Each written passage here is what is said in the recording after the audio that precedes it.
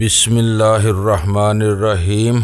गुमनाम हीरो के मुअज़्ज़ज़ नाज़रीन, अस्सलामु अलैकुम। आइए चलते हैं कहानी की तरफ। ये नामुमकिन है तुम्हारी और इसकी रवानगी में 1.5 घंटे का फ़र्क होगा। वो इन इलाकों का कीड़ा है, इसलिए कच्चे रास्तों से बहुत आगे निकल जाएगा। तुमको सड़क पर ही रहना होगा, वरना तुम रास्ता भूल जाओगे। रास्ते में किसी ने रोक लिया तो हम क्या जवाब देंगे? मैंने पूछा। अपने बचाव के लिए तुम जो चाहो कह सकते हो। ये भी कह सकते हो कि रजब अली के आदमी तुम्हें शाहराह से अगवा करके ले गए और लाश समेत जीप हवाले करके तुम्हें जंगल से बाहर हाँक दिया। सच बोलकर क्या हम तीनों असूल की पामाली का इर्तिकाब नहीं करेंगे? हरगिज नहीं। दुनिया जानती है कि रामदयाल को किसने उठाया है। तुम इन्हें इस पड़ाव तक नहीं ला सकोगे, इसलिए किसी असूल की खिलाफ वर्जी नहीं होगी। ये समझो कि जंगल से निकलने के बाद तुम आजाद और खुद मुख्तार हो जाओगे। हमें सखर पहुँच कर क्या करना होगा? मैं तेजी के साथ इस महम की जुज़ियात पर गौर कर रहा था। इस बारे में तुम्हें सरदार खुद बताएगा। इसने ईमानदारी से हथियार डाल दिए और हमारी यहाँ दोबारा वापसी कैसे होगी? मेरे पास अगला सवाल तैयार था। यह भी टेढ़ा सवाल है, मेरे पास इसका कोई जवाब नहीं है। और अगर सड़क पर निकलते ही पुलिस की किसी गश्ती पार्टी ने हमें रोक लिया और सखर पुलिस को वायरलेस पर रामदयाल की मौत और लाश की पुरअसरार बरामदगी की खबर दे दी, तो सरदार का कासद सखर पहुँचते ही धर लिया जाएगा। इस खतरे का क्या तोड़ सोचा है तुमने? तकरीबी नुकात पर मेरा जहन बहुत तेजी से काम कर रहा था। सच्ची बात है कि मैंने इस नुक्ते पर ध्यान ही नहीं दिया था। मेरी चर्ब ज़बानी इसे मुसलसल पसपाई पर मजबूर कर रही थी। मेरा ख्याल है कि तुम सरदार से हमारी मुलाकात का बंदोबस्त कराओ। हाँ, ये जरूरी मालूम होता है। तुम यहीं बैठो, खमीसू आ जाए तो इससे पैसे ले लेना। मैं सरदार से बात करके वापस आती हूँ। इतनी देर में तुम कुछ और सवालात भी सोच लो। सरदार जिरा करने वालों को पसंद करता है। वो अपना असलहा बदन पर सजाने लगी। वो चली गई और मैं अव्वल खान को आंख मारकर खाली मुंह चलाने में मसरूफ हो गया। सारी तकरीर खुद ही करना थी तो मुझे काट के उल्लू की तरह क्यों ला बिठाया? अव्वल खान पर नींद का चिड़चिड़ापन सवार था। तुम खुद खामोश बैठे हुए हो। मैंने तुम्हारी जुबान बंदी तो नहीं की है। मुझे मामलात के सर पैर का ही इल्म नहीं है तो मैं क्या बकवास करूं? सारी बात तुम्हारे सामने हो रही है। मेरी और तुम्हारी मालूमात में फकत एक अदद लाश का फर्क था, जिससे मैंने तुम्हें रास्ते ही में आगाह कर दिया था। हमें इसी को ढोने के लिए बुलाया गया था। मुझे कासद वाली जीप के बारे में भी कुछ मालूम नहीं। वो बुरी तरह उलझा हुआ था। मेरा ख्याल है कि तुम यहाँ बैठे बैठे दोबारा सो गए थे, वरना मैंने वो आवाजें यहीं तुम्हारे बराबर बैठकर सुनी थी। जहन को हाजिर रखने से बहुत सी बातें खुद ब खुद समझ में आने लगती हैं। रजब अली के इश्क में तुम्हें यक बयक क्यों इतनी दिलचस्पी पैदा हो गई थी? ज्यादा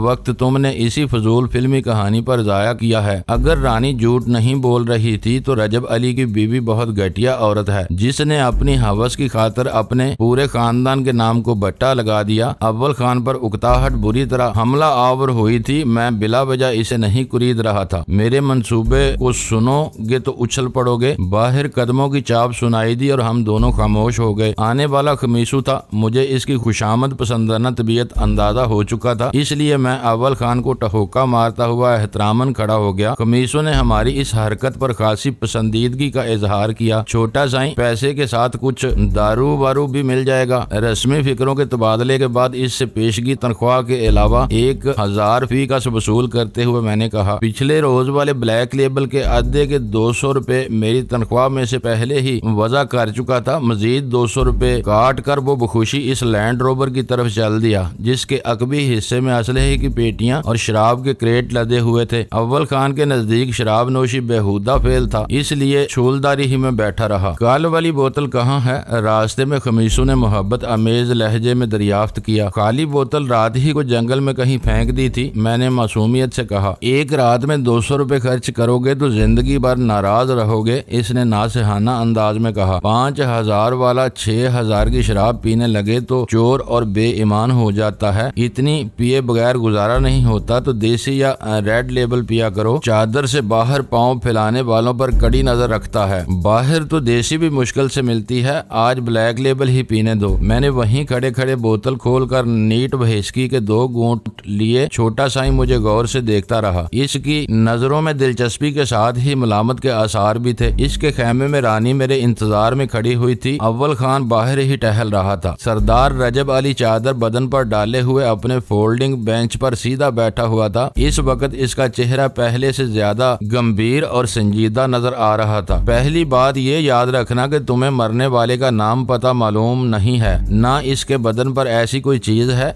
जिससे इसकी शिनाख्त हो सके। हमारे पहुंचते ही सरदार ने बिला तुमहीद काम की बात शुरू कर दी। ये सब पुलिस वालों के लिए है, उन्होंने तुम्हें रास्ते में पकड़ लिया तो रात भर कुछ भी नहीं करेंगे, हमें हवालात में डालकर आराम से सो जाएंगे। इसने अचानक ही अपने शनासा या शायद तनख्वाहदार पुलिस वालों के नाम ले लेकर ऐसी देव पे कर गालियां बकना शुरू कर दी जो इसी जैसे पुरशकू तनोतोष वाले किसी महा डकैत की जुबान पर सज सकती थी। बात दोबारा शुरू की। दो खिलाड़ी आमने सामने खेलते हैं तो एक दूसरे का दिमाग पढ़कर कमजोर चालें भी चलते हैं और कामयाब हो जाते हैं। इसी तरह मैं भी पुलिस वालों की रग रग से वाकिफ हूँ और मुझे अच्छी तरह जानते हैं। इनके पास वायरलेस तीर तफांग तोप कुछ भी हो, रात को ये ज्यादा काम नहीं करते। जो कुछ होगा सुबह होगा। जब तक वो लाश की शिनाख्त कराएंगे मेरा कासद सक्कर से तावान लेकर यहाँ वापस पहुँच चुका होगा। ये हुआ तुम्हारे पहले सवाल का जवाब। अगर पुलिस की पकड़ में आए बगैर तुम सक्कर पहुँचने में कामयाब हो जाओ तो वहाँ सीधे रामदयाल के घर चले जाना। इन्हें तुम कोई भी कहानी सुना सकते हो, वो डरपोक लोग हैं, लाश लेकर तुम्हारे मुंह नहीं लगेंगे। लाश तुम पहुंचाओ या तुम्हें पकड़ने के बाद पुलिस पहुंचाए, मेरा मकसद हासिल हो जाएगा। इसके बाद जहां तुम्हारा दिल चाहे जाओ और ऐश करो, लेकिन सिंध से बाहर न जाना। मैदान साफ देखकर मेरा कोई ना कोई आदमी तुमसे मिल लेगा, वो कोई वर्दी वाला भी हो सकता है। तुमको इससे खौफ खाने की जरूरत नहीं, वो जो कुछ बताए इस पर अमल करके तुम मेरे पास लौट आओगे। तुम्हारा बाल भी बीका नहीं होगा। जीप के कागज पक्के हैं, पुलिस से बच गए तो वो तुम्हारी होगी, बस मालिक का नाम और पता जाली है। इतने चक्कर की बजाय क्या ये मुनासिब नहीं होगा कि मुंह अंधेरे कोई आदमी लाश समेत जीप को सड़क के करीब छोड़ दे? हम में से किसी को खतरे में डाले बगैर लाश पुलिस के जरिए अपने वारसों को मिल जाएगी। मैंने डरते डरते कहा। नहीं, सरदार की आवाज गूंजी मगर इसमें खफगी का कोई शायबा नहीं था। ये बात तुम्हारी समझ से बाहर है। रामदयाल की लाश लावारिस नहीं मिलना चाहिए। हर सूरत में मेरे आदमी इसके साथ होंगे। हम डरते नहीं, लेकिन ये बहुत अहम और बड़ा काम मालूम होता है जिसके लिए तुमने हमें यहाँ आने की इज्जत बख्शी। मैंने लहजा भर की खामोशी के बाद झिझकते हुए कहा, क्या ये बेहतर नहीं होगा कि ये काम हम जैसे नए लोगों की बजाय पुराने और तजर्बाकार साथियों के हवाले किया जाए? तुम बिल्कुल नए हो, तुम्हारा कोई पुलिस रिकॉर्ड नहीं है। मेरे पुराने आदमियों के वारंट निकले हुए हैं या वो अच्छी तरह पहचाने जाते हैं। इन्होंने जंगल छोड़कर किसी भी बस्ती का रुख किया तो पकड़े जाएंगे। मैं तुम समेत अपना कोई आदमी खोना नहीं चाहता। ये अच्छी बात के तुम सोचते हो, लेकिन फिलहाल मेरी सोच तुम पर भारी है, इसलिए वही करो जो मैं कह रहा हूँ। तुम पर कोई आंच नहीं आएगी। तुम इस इम्तिहान में सुरखरू रहे तो तुम्हें तरक्की दे दूंगा। बड़े साईं का इकबाल बुलंद हो, तुम्हारे बाल बच्चे सदा सुखी रहें। अब हम इजाजत चाहते हैं।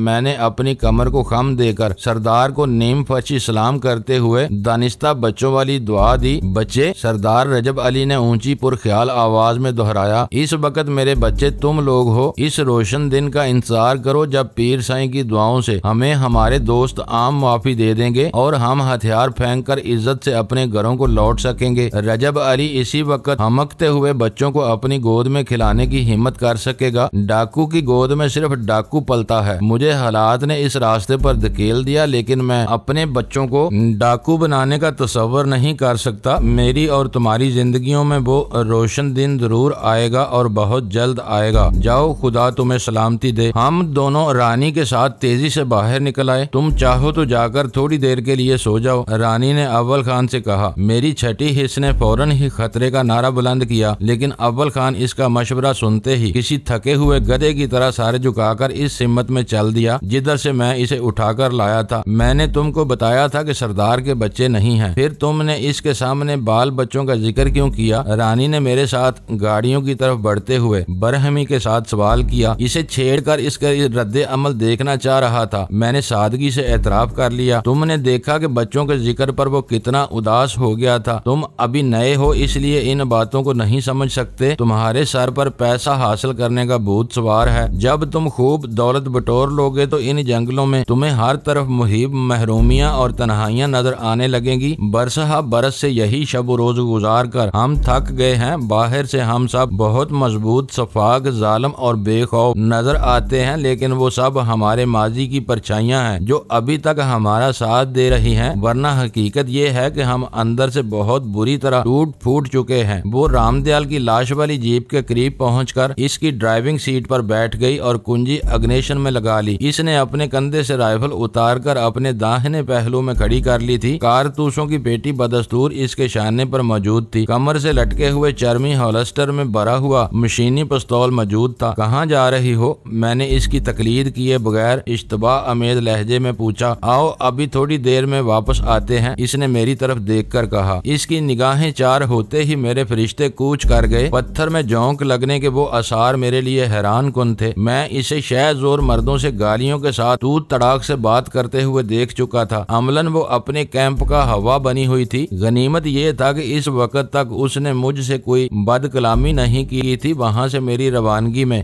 ज्यादा वक्त बाकी नहीं रहा था, इसलिए मैं बादल नखवास्ता इसके बराबर वाली सीट पर बैठ गया। अव्वल खान को खूबसूरती के साथ टालकर वो जिस अंदाज में जीप में रवाना हो रही थी, इससे मुझे दाल में कुछ काला नजर आने लगा था। मेरे जहन में कुछ खदशात सार उबार रहे थे, जिनमें शबनम की सी नजाकत भी थी और आतिशी गोली की कसाफत भी। मैंने अपनी सब मशीन गन पायदान में रखने की बजाय एहतियातन गोद में रख ली और इसकी मक्खी दबाकर इसे मुसलसल फायर पर डाल दिया। जीप नाहमवार जमीन पर झटके लेती हुई दरख्तों के दरमियान अंदर की तरफ बढ़ने लगी। जब तक जीप चलती रही हम दोनों ही खामोश रहे। मैं अपने तफक्कुरात में उलझा हुआ था और वो शायद अपने ख्यालात मुजतमा करने में मसरूफ थी। पड़ाव से तकरीबन निसफ मील दूर निकल आने के बाद रानी ने एक साफ सुथरे मुकाम पर जीप रोककर इंजन बंद कर दिया। रुक क्यों गई? ये मुकाम खतरनाक मालूम होता है, मैंने गहरे गहरे सांस लेते हुए कहा। यहाँ कुर्बो जवार में कोई नदी या चश्मा मालूम होता है, जानवर वहाँ पानी पीने आते होंगे। इस खुली हुई जीप में बेखबरी में कोई दरिंदा हम पर हमला आवर भी हो सकता है। वो हल्की सी मुस्कुराहट के साथ मेरी बात सुनती रही, फिर शीरीं लहजे में बोली, इंसानों से लड़ते लड़ते मैं जानवरों से बेखौफ हो गई हूँ। हाँ, तुमसे डर लगता है। मैं एक गहरा सांस लेकर निशिस्त की पुश्तगाह से टिक गया। मुझसे क्यों डर लगता है? तुम चुभती हुई और तीखी बातें करते हो जो हम जिंदगी से बहुत करीब होती हैं। बहुत से लोग मुझसे अच्छी और मीठी बातें करते हैं, ये तो अपनी अपनी पसंद की बात होती है। मैं जानू की जिंदगी के आखिरी लम्हात को जिंदगी भर नहीं भुला सकूंगी। मुझे गुमान हुआ कि वो इस वाक्य को दोहराकर एक मर्तबा फिर मेरी तबीयत बेमजा करेगी, इसलिए मैंने इसकी बात काट कर जल्दी से कहा, ऐसे कठिन लम्हात हर जोड़े की जिंदगी में आते हैं। ये शाजो नाजर ही होता है कि दो चाहने वाले एक साथ जिंदगी की कैदो बंद से आजाद हो जाएं। जानू माची खुश नसीब था कि तुम्हारी मौत का सदमा झेलने से बच गया। इसी तरह तुम भी खूनी किस्मत हो के आखिरी वक्त पर तुम्हें इसकी खिदमत करने का मौका मिल गया। असल बात ये होती है कि हम लोग किसी वाक्य को किस तरह से देखते हैं। तुम ठीक कह रहे हो। अब तो मेरे दिलो दिमाग ने इस हकीकत को कबूल कर लिया है कि वो मुझसे इतनी दूर चला गया जहाँ से इसकी वापसी नामुमकिन है। लेकिन इन लम्हात में मैं इसी जात में जो मर्दाना बेगानगी देखी, इसने मुझे उसी वक्त बता दिया था, करीबुल मर्ग दुश्मन से ऐसा सलूक बड़े से बड़े सूरमा नहीं कर सकता। फिर मैंने दोबारा तुमको सरदार के खैमे में देखा तो इसी लम्हे फैसला किया कि तुमसे हमेशा अनजान बनी रहूंगी, लेकिन चंद घंटों से ज्यादा कायम नहीं रह सका। इसकी शहादत की गैर इरादी तौर पर स्टीयरिंग व्हील को खुरचने में मसरूफ थी। लेकिन पहली बार तो तुम मुझे धमकियां देने के लिए मेरे पास थी। वो मेरे अंदर का खौफ था जो मुझे तुम पर हावी हो जाने पर उकसा रहा था। तुम्हारी बातें दिलकश होती हैं, मैं दूसरों की तरह तुम्हें जेर करने में कामयाब नहीं हो सकी। ये मेरी खुशकिस्मती है। मैं हौले से हंस दिया। तो क्या मेरी तरफ यही बताने के लिए मुझे यहाँ लाई हो? तुमने कहा था ना कि मर्द सरदार खिलौनों से अपना दिल बहलाते, तो औरत सरदार होकर क्या करेगी? तुम्हारी इस बात ने मुझे अंदर से हिलाकर रख दिया है। तुमने मेरी आंखें खोल दी हैं। मैं देखती हूँ तो सामने ताहद्दे नजर फैली हुई एक तपती हुई गुजर नजर आती है, जिस पर किसी साये के बगैर सफर करना मुश्किल ही नहीं बल्कि नामुमकिन है। सिर्फ बातें करने और अमल की भट्टी से गुजरने में यही फर्क होता है। औरत जंगल में हो या घर में, अगर वो बाइज्जत जिंदगी गुजारना चाहती है तो इसे मर्द के सहारे की जरूरत होती है। ऐसा मर्द इसे खिलौना न समझे बल्कि हर कठिन घड़ी में इसका पुश्तपनाह साबित हो। इसकी आवाज धीमी और ख्वाबनाक हो गई। मुझे इसकी शख्सियत तक बदली हुई महसूस हो रही थी। मुझे खुशी है रानी कि तुमने कोई ठोकर खाए बगैर ये बातें समझ ली हैं। तुम्हें याद है कि तुमने कहा था कि मुझे मर्द की नहीं बल्कि एक गुलाम की निगाह से देखते हैं, इसलिए मुझसे डरते हैं, लेकिन तुम मुझसे नहीं डरते। इसके ज़हन में गुजरे हुए भले लम्हात की यादें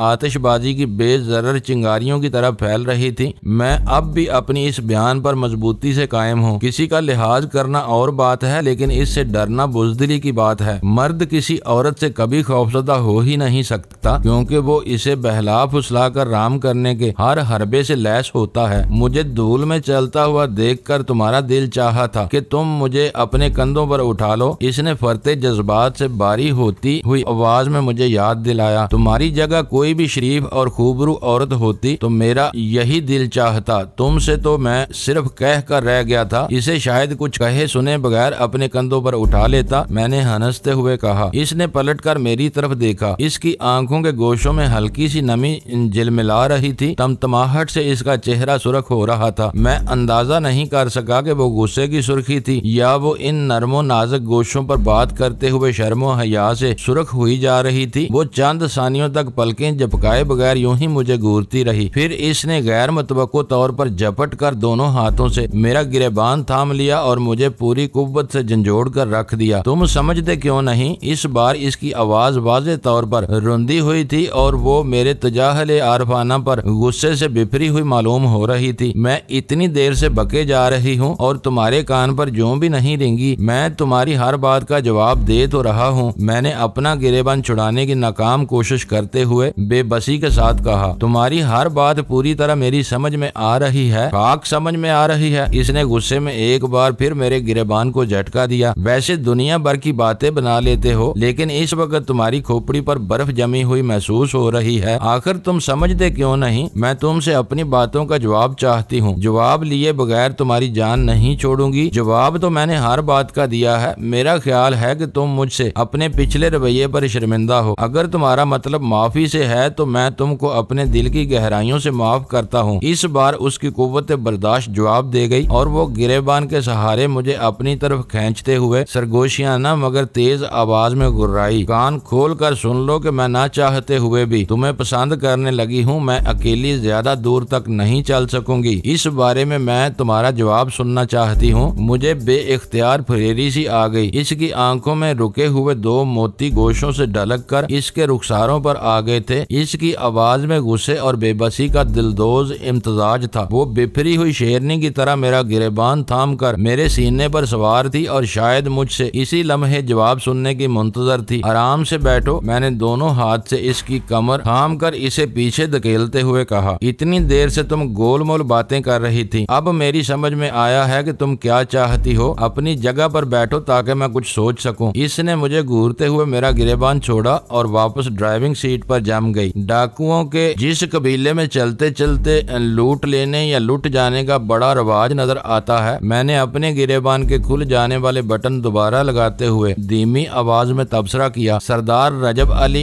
डाका मारने गया और पहली ही नजर में दिल लुटाकर खाली हाथ वापस लौट आया और अब तुम एक नई खबर सुना रही हो। क्या मैं ये पूछने की हिम्मत कर सकता हूँ कि ये वाकया कब रूनुमा हुआ, यानी तुमने मुझको कब से पसंद करना शुरू किया है? अब तुम मेरा मुज़हका उड़ाओगे? वो आंखें निकाल कर गुर्राई। मैंने कभी तुम्हारे करीब आने की कोशिश नहीं की। मैं अपनी सख्त गेरी से तुम्हें गिरोह के दूसरे लोगों की तरह सतह पर रखना चाहती थी, लेकिन तुम डटाई के साथ मेरे सामने डटे रहे। मैं तुमसे बेपनाह नफरत करना चाहती थी क्योंकि तुम जानू के कातिल हो, लेकिन मैं कोशिश के बावजूद अपनी इस नफरत को बरकरार नहीं रख सकी। तुम्हें सखर जाने का हुक्म न मिला होता तो मैं आज भी तुमसे कोई बात न करती। तुम्हारी अचानक रवानगी की खबर मुझे यहाँ तक लाई है। तुम पर मेरा कोई हक नहीं है, मगर मैं तुम्हारी जुबान से अपनी बात का जवाब सुनना चाहती हूँ। तुम एक हसीन और काबिल प्रस्तश औरत हो रानी, मैंने संजीदगी के साथ कहा। मेरा दिल भी तुमसे बातें करने के लिए मचलता रहता है। तुमने अपनी जात पर सख्ती और तहक्कुम का खौल न मंड लिया होता तो शायद मैं कोई पेशकदमी भी कर बैठा होता। मुझे खुशी है कि मेरी सखर रवानगी की इतला ने तुमको अपने खौल से बाहर आने पर मजबूर कर दिया। इसकी नमनाक आंखें यक बयक जगमगा उठी और इसने नरमी से अपना सर मेरे शाने से टिका दिया। दिल के मामले अजीब और इंसान की अपनी दस्तरस से बाहर होते हैं। मैंने इसके नरम और स्याह बालों में हाथ फेरते हुए कहा। नफरत और चाहत के जज्बे दिलों की गहराइयों से उठते हैं और इतनी शिद्दत से उठते हैं कि हम इनके सामने बेबस होकर रह जाते हैं। मुझे तुम्हारे साईं सरकार से मिलने का कोई शौक नहीं था। इसके जिक्र में मैंने सिर्फ इसलिए दिलचस्पी ली थी कि इस बहाने मुझे चंद रोज तुम्हारे साथ रहने का मौका मिल जाएगा। तुम सच कह रहे हो? इसने मेरे शाने से सर उठाकर मुसर्रत से कांपती हुई आवाज में पूछा। इस वक्त उसकी कैफियत किसी ऐसे बच्चे की सी थी जो अपनी पसंद के खिलौने के लिए देर तक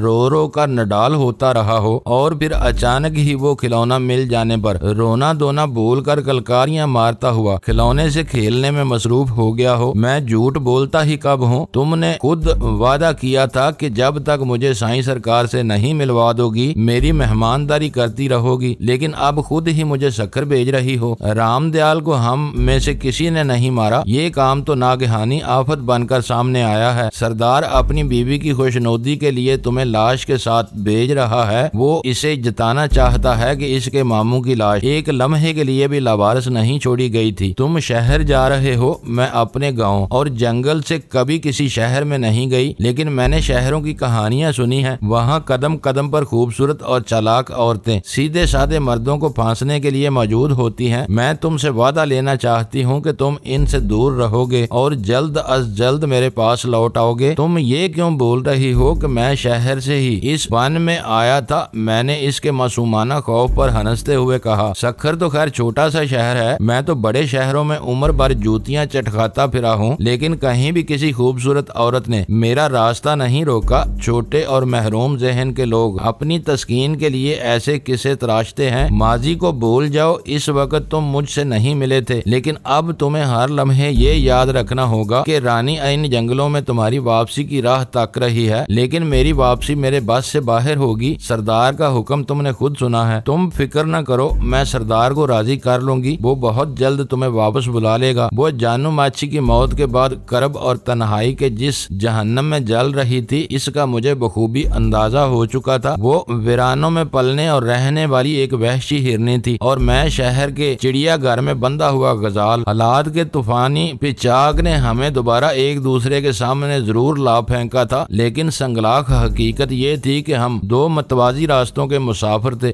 जो अब तक भी कभी एक दूसरे से नहीं मिल सकते थे। फिर भी वो एक औरत थी। अगर मेरे झूठे अल्फाज और खोखले वादों से इसकी टूटी फूटी हुई जात को कोई सहारा मिल सकता था तो मुझे इससे गुरेज नहीं करना चाहिए था। इसीलिए मैंने इसके खिलाफ कोई मजाहमत नहीं की, इसे गजाला के बारे में कुछ नहीं बताया था। अगर वो अपने दावों में सच्ची थी और इसके दिल में मोहब्बत की ही चिंगारी भड़क उठी थी तो वो मेरे वादे के पूरा होने और मेरी वापसी की उम्मीद में अपनी पहाड़ जैसी जिंदगी के कई बड़े आराम से गुजार सकती थी। हिजरो फराक की इस तपती हुई रेत से वो एक पुख्ताकार और समझदार औरत बनकर बरामद होती। कुछ साल बाद जब मेरे बारे में इसके सुहाने सपने बिखर जाते तो बेहतर तौर पर अपने अच्छे मुस्तकबिल के लिए कोई फैसला कर सकती थी। माना कि वो एक नामी ग्रामी डाकू की बीवी रही थी जिसने कराची के एक हवालात से गजाला को अगवा करके मुझे बदतरीन करब और अजियत से दोचार किया था। मगर ये भी एक हकीकत थी कि मैंने इस डाकू को हलाक करके रानी जैसी खूबरू और भरपूर औरत को तन्हाई के हौलनाक जहन्नम में धकेला था और इस खाते में इसका मकरूज था। पड़ाव वाली संगदिल और सख्त गिर रानी इस वक्त पिघल कर मोम हुई थी। मोहब्बत के सुरूर आगी खुमार ने इसे चूर चूर करके रोगी की इस मंजिल पर पहुंचा दिया था जहां मैं बड़ी आसानी के साथ इसके पैकर से तुर्बो निशाद के चंद लम्हे कशीद कर सकता था। लेकिन इस वक्त मेरे अंदर का हैवान सोया हुआ था। डैनी पूरे होशो हवास में इसके साथ बेदार था, इसलिए हम देर तक कैंप जीप से उतरकर वहां टहलते और बातें करते रहे। वक्त धीमे धीमे गुजरता रहा जिसका हम दोनों में से किसी को एहसास न हो सका। फिर अचानक ही मुझे वापसी का ख्याल आया। हमारी तवील गैर हाजिरी की वजह से अगर पड़ाव में हमारी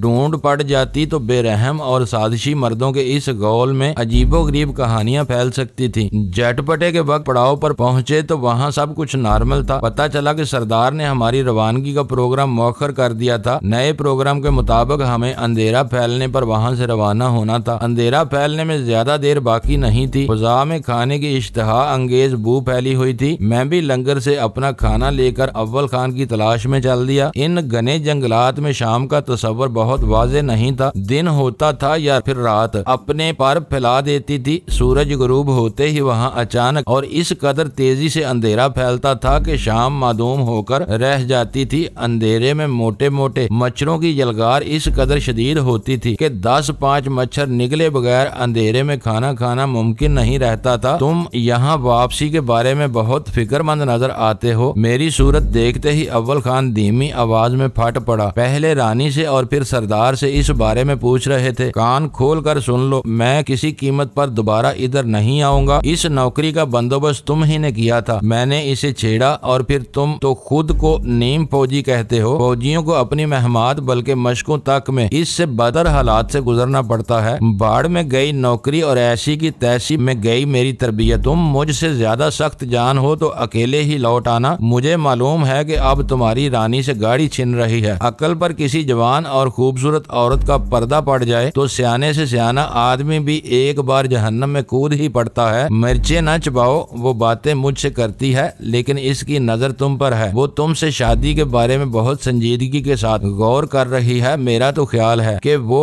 इस बारे में सरदार से भी बात कर चुकी है। तुम झूठ बोल रहे हो, इसने गुस्सीले लहजे में कहा, लेकिन इसकी आवाज से खुशगवार हैरत भी नुमायां थी। अंदाज ऐसा ही था जैसे मुझसे मेरी बात की मुकर्रर तस्दीक सुनना चाहता हो। इससे शादी कर लोगे तो शायद सरदार डाकुओं की इस आबादी में इजाफे के लिए तुम्हें कोई छोटा मोटा खैमा भी दे देगा। मैं भी कभी कभी वहाँ आराम कर लिया करूंगा, मैंने संजीदगी से कहा, लेकिन वो मेरा जवाबी मजाक ताड़ गया। एक बार यहाँ से निकल जाऊं तो फिर देखता हूँ कि कौन इधर लाता है। अंधेरा फैलते ही हम सरदार के खेमे पर पहुँच गए। खैरू और इसका साथी अपनी साजदाज के साथ दूर ही से डाकू लग रहे थे। इनके जिस्मों पर राइफलें, क्लाशनकोव, पिस्तौल और कारतूसों की पेटी, सब ही चीजें मौजूद थी। कमीसू, रानी और चंद अफराद भी वहाँ जमा थे। आखिर सरदार रजब अली ने अपने खेमे से बाहर आकर हमें अलविदा कहा। खैरू ने ड्राइविंग सीट संभाल कर इंजन स्टार्ट किया, मैंने पैसेंजर सीट संभाल ली। दूसरा आदमी अव्वल खान के साथ अकबी नशिस्त पर बैठ गया, जिसके पायदान में बदनसीब रामदयाल की लाश फुंसी हुई थी। वो एक पुरखतर सफर था, लेकिन पड़ाव से जीप रवाना होते ही मुझे बेनाम सी खुशी का एहसास हुआ। रानी ने जोर जोर से हाथ हिलाकर हमें अलविदा कहा था। इसके लिए मैं अपने दिल के किसी गोशे में हल्की सी कसक महसूस कर रहा था। काफी देर तक हम चारों बिल्कुल खामोश बैठे रहे। जमीन बहुत ज्यादा नाहमवार थी। दरख्तों के दरमियान